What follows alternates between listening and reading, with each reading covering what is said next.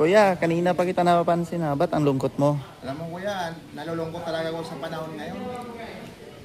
Napakatindi ng problema ko kuya kung alam mo lang. Mabuti nga natanong mo ako sa ganyan. Alam mo bakit? Pinalayas na ako sa inuupahan ko ng bahay. Hindi na ako nakaupa ng bahay.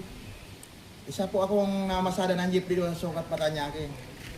Umahanap po ako na tutulong sa akin, mapabubungan ko sana tong bahay na to. Dito na ako lilipat. Oh.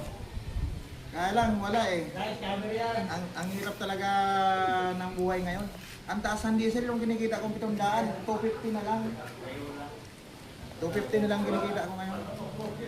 Kaya nananawagan ako sa may mga ginento ang puso dyan. Baka naman po matulungan nyo ako.